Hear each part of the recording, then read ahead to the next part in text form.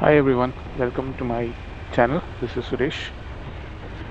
So here we are. So we are at the tail of the dragon. Has become my second week of coming here. So the previous time, so it was just me and Joji. So this time we are almost like seven of us, all part of the Tuskers riding group. So the TOD is like around I would say 128 miles. So there are a couple of different routes to TOD from Atlanta. So I am basically in the north side of Atlanta. I live in a place called Cumming. So Atlanta as a whole, it's like basically they call it OTP and ITP.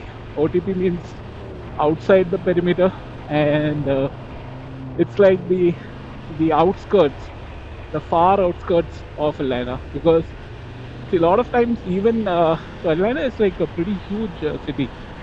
Okay, so you have your midtown and your downtown. So there was a time when even the Marriott places like Marietta and all was also considered like outside the perimeter. But as in when the city has expanded, so places like Marietta is almost like you know part of your Atlanta inside the perimeter. Again, like coming back to TOD, so it's like 120 miles from where we stay. So the good thing is the route to Atlanta has a lot of beautiful places that you pass by. So it's really lovely ride. So we are passing by the tail of the dragon. Ah man, this I can never really get enough of Tail of Dragon. So the guy in front of me is Manoj Varghese. He's one of the veteran riders. So he's one of the very few among us who has actually done super bikes and full blown adventure bikes all the way back in India. He has done liter bikes. He has done like crazy speeds in liter bikes. He has survived like some so horrific accidents, but he's still riding. He's almost into his, you know, I don't want to reveal his age. He has a lot of faithful fan following. I don't want to upset them with the age reveal, but he has skills and looks that absolutely defy the age. So, yeah, he's leading me, and he's like quite an inspiration to be so passionate about riding. And he just came so casually for this ride, like as if he's just coming for a stroll in the park. So for us, I think a lot of us, I'm still a beginner rider. I'm not an expert, so I don't do crazy speeds or stunts. I do my own thing, so I just enjoy riding, and that's what the group is about. So the group, our Tuskers group, is basically about enjoying the ride. Nobody's competing with each other. Nobody's trying to prove anything. So we are all into our responsible age of our life, and we don't want to prove anything to anyone. We're just out there trying to enjoy do our thing and do the ride. That's it. So after tail, then we'll be doing the Tapoco Lodge. Tapoco Lodge, as you guys know, is like a institution, so of its own. It's a beautiful restaurant and lodging by the side of the river. So it's supposed to be part of the Nansala River. So that's where we are actually headed now. So we most likely won't be going to that place because we are planning to go back to Atlanta.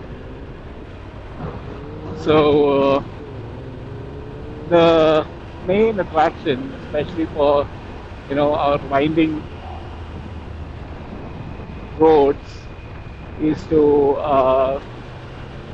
is the way which leads to Tail of Dragon. It's not the actual Tail of the Dragon itself, but the long winding roads of Terrahola and through Blue Ridge Parkway. So that is what the main attraction is for us. The turns like this are absolutely what we all ride for. So that's what pretty much makes us interested in this ride anyway.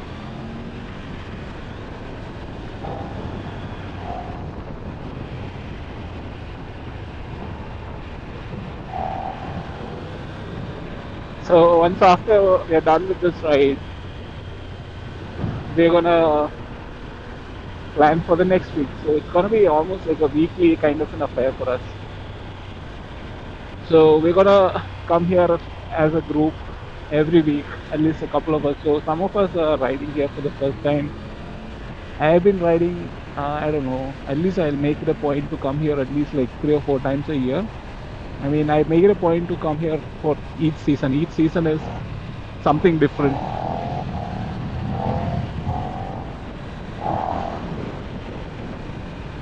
So people say that Tail of Dragon is the most beautiful in your fall.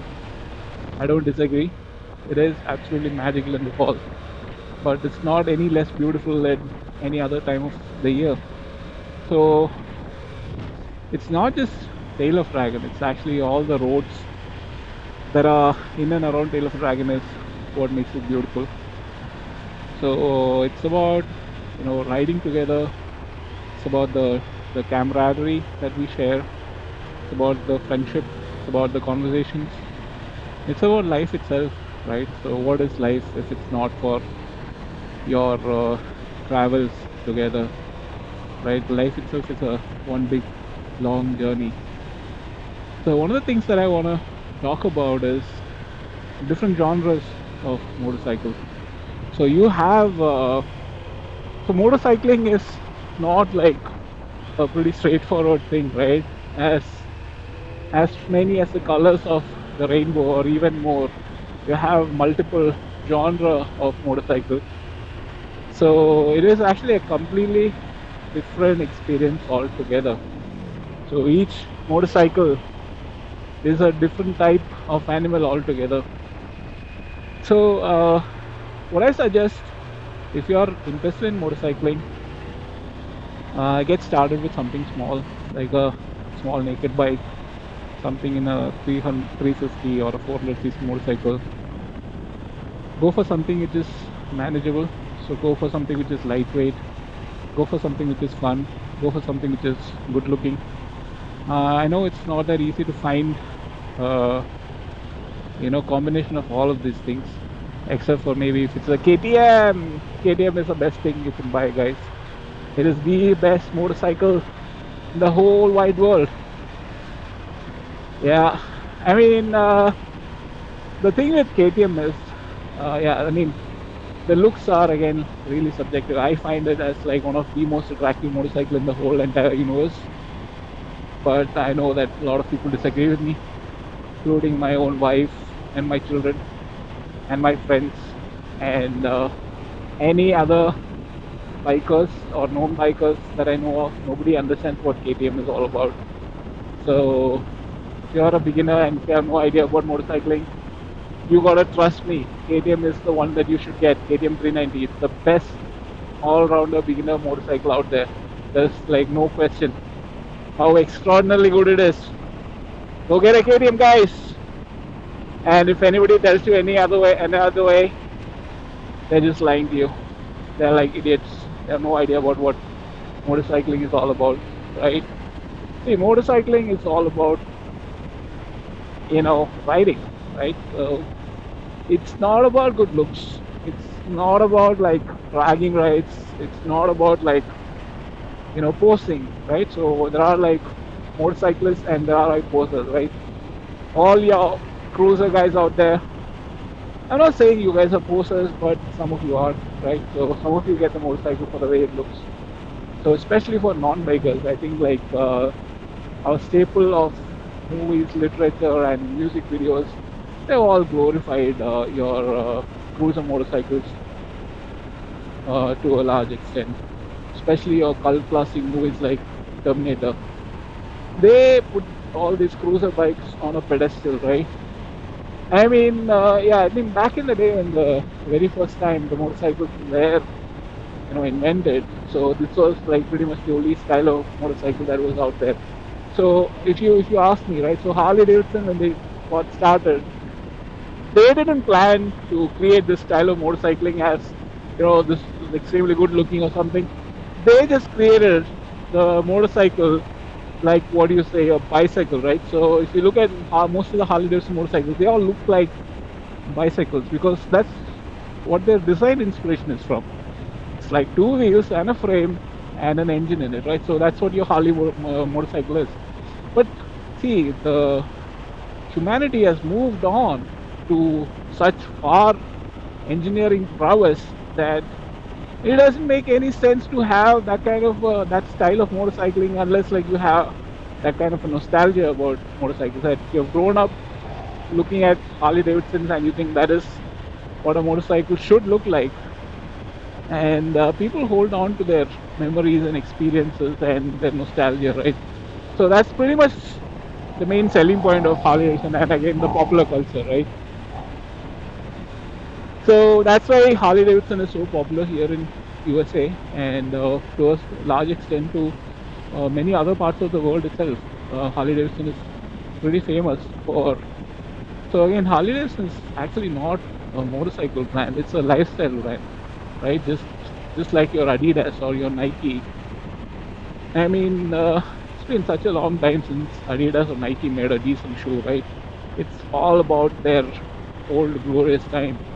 And that's why if you look at Nike, so many of their Jordans are like the classic Jordans are the way they made it in the 1980s.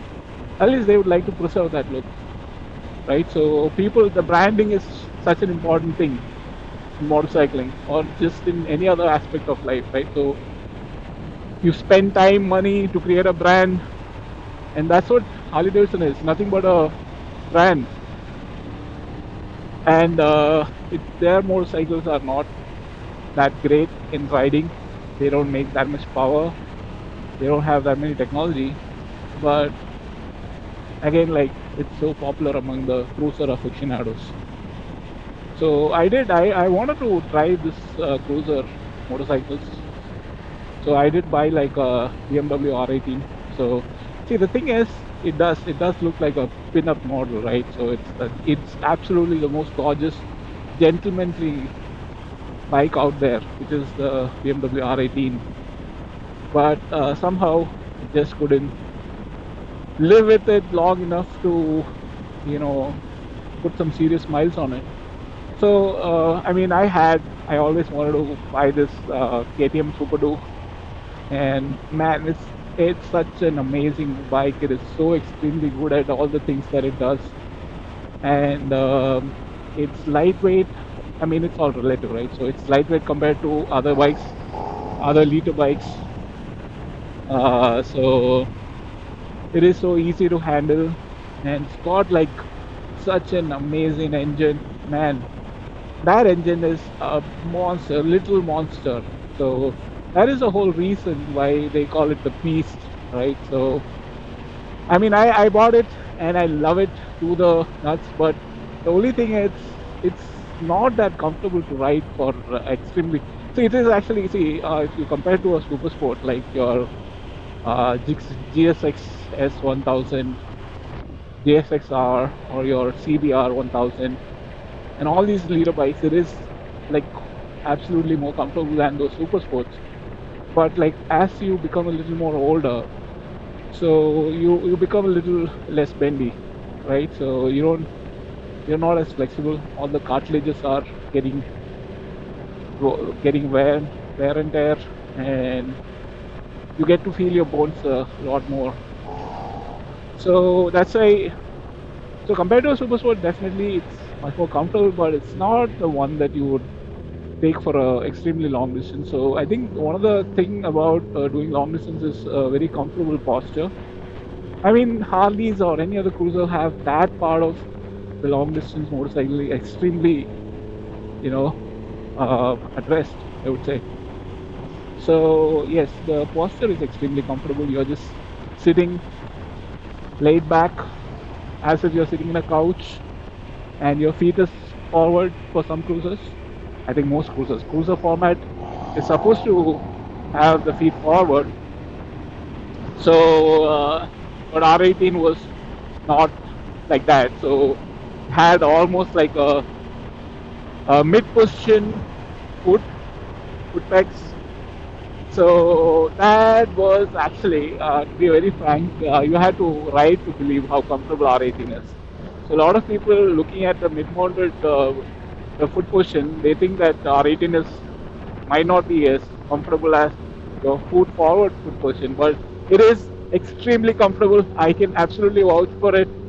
So it is one bike that I did a lot of long distance with. So I bought it in like September of 2023, and I got it from Chesterfield, Missouri. So I went for a test ride. I went for a BMW demo day in Woolies of Atlanta, and man, I was completely surprised how comfortable that bike felt.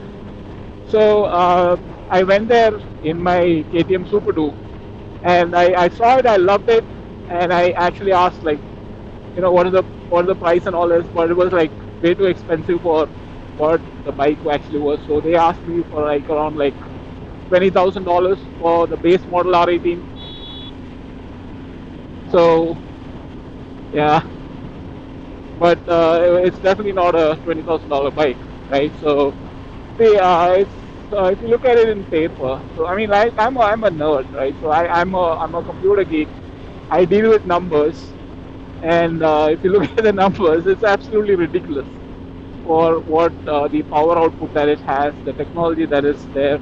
I mean, yeah, to be in all the honesty, definitely it's far superior, a couple of light years ahead of Harley Davidson.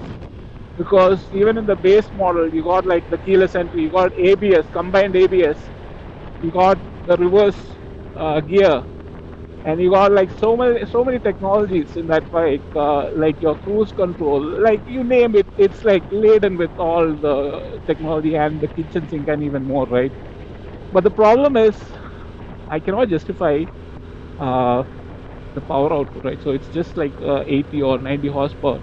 Yeah, I agree that there's a boatload of torque, but I mean, it is a huge, heavy bike, right? So if you look at it, uh, it weighs more than a fully dressed bagger, right? So almost 860 pounds. And there's no way that I can justify spending $20,000 for a machine which is absolutely going to underperform compared to anything that I do. But it actually, the thing with Cruiser is it makes all the torque way low down in the RPM range. So you feel so effortless as the bike just pulls you around, right? So you don't have to work the engine. The It's almost like a freight train, right? It's absolutely tremendous amount of torque. So that will make you feel like really powerful. But the thing is, if you rev more than 2,000 or 3,000 RPM, there's nothing more that the machine has to give. So I thought, no, this is not going to work for me, right? So I'm not going to spend that much money. But the thing with anything apart from Harley is that they all sink like a tank in value. So, so this is a pro tip for any one of you who is looking to pick up like a good cruiser. Just look at the BMW R18. It has already depreciated a fairly good amount of money already. Even a 2 or 3 year old bike, you can pick it up for an extremely reasonably priced market value, right? So if you're, I was starting to look at the Iron 83. That was like one of the most baseline cruisers out there, right? So it's like so cheap and affordable, I felt. But you can pick a BMW R18, which is equivalent to your full-blown Softail for the price of an Iron 83. That's a used Iron 83, right? So that felt like an unbelievably good deal for me because I searched nationwide, and there's this dealership in Chesterfield, Missouri. I'll leave the link below for the dealership. And they advertised this for, I think, $9,000. So I started negotiating with that guy. How much did you sell it for? So he said the lowest he could go for was 8,500. So I didn't respond. So it's been a week since I actually contacted the dealer, and after a week he came back and told me, okay, we can do 8,000, but you have to take care of the shipping and all.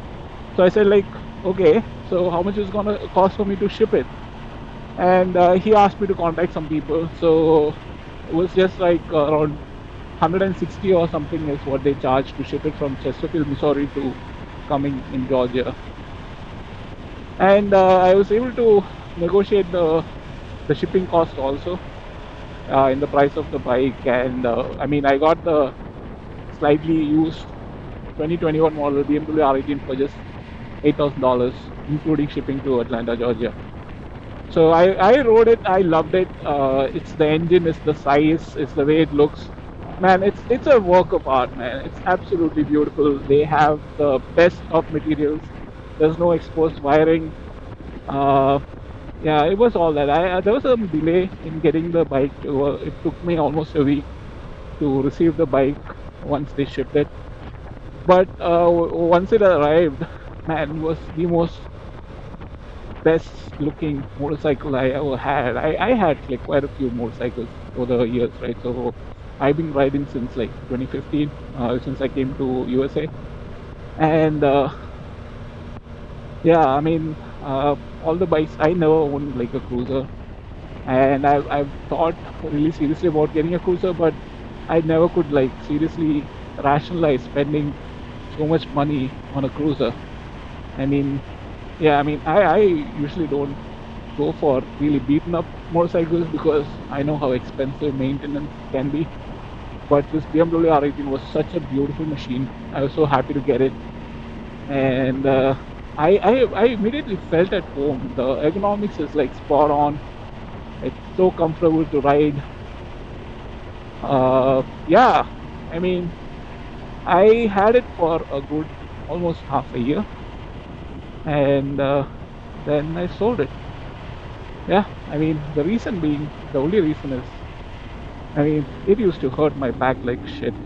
It doesn't have a lot of, any cruiser, the biggest downfall is the suspension travel, right? They don't travel a lot because it's for the looks. That's all the cruisers care about. Okay.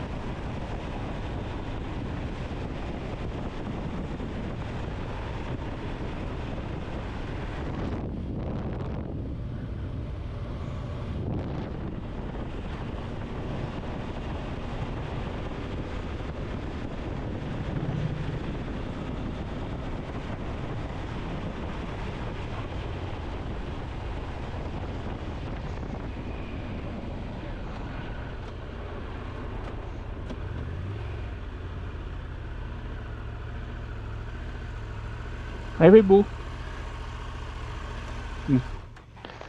Salmon burger.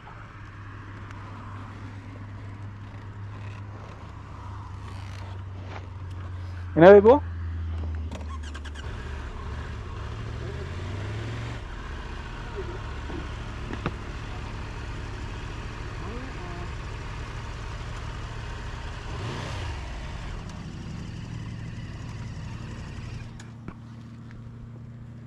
Yeah.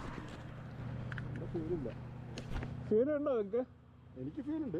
ആ, എനിക്ക് ജാക്കറ്റിനകത്ത് എന്തോ ഒരു സാധനം. അയ്യോ എന്ത് പറ്റി? അത് വല്ല വണ്ട് വല്ലതും ആണോ? ഒരു പ്രാവശ്യം എനിക്ക് ഇതുപോലെ ഒരു ഇതുണ്ടായിരുന്നു ഇവിടെ കയ്യിൽ. അപ്പം ഞാൻ അതുകൊണ്ട് എങ്ങനെയെങ്കിലും പെട്ടെന്ന് നിർത്താൻ വേണ്ടി.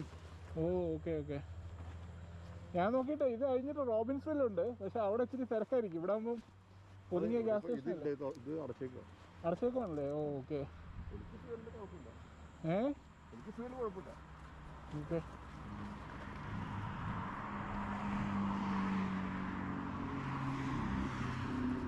ഇത് കിട്ടിയോ അത്? ഇല്ല, അത് അങ്ങനെ ഒന്നും ആണെന്ന് തോന്നുന്നില്ല.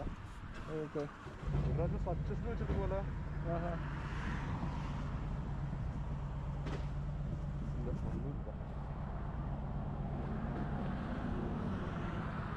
ഇതെന്താ സ്ക്രാച്ച് ആണോ ഇവിടെ? ആ, സ്ക്രാച്ചൊക്കെ ഉണ്ടായിരുന്നു. ഉണ്ടായിരുന്നല്ലേ?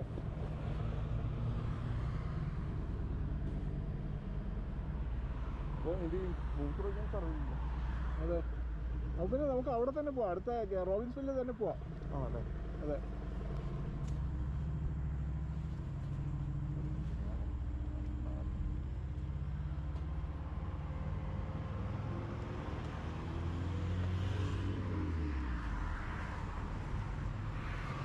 ഞാൻ ഫോട്ടോ കിട്ടാൻ വേണ്ടിയാണ് സുരേഷിന്റെ ഫ്രണ്ടിൽ പോയത്. ഏതാ ഫോട്ടോ? ആ ഓക്കെ ഓക്കെ. അപ്പോഴാ കുറെ മയിരന്മാർ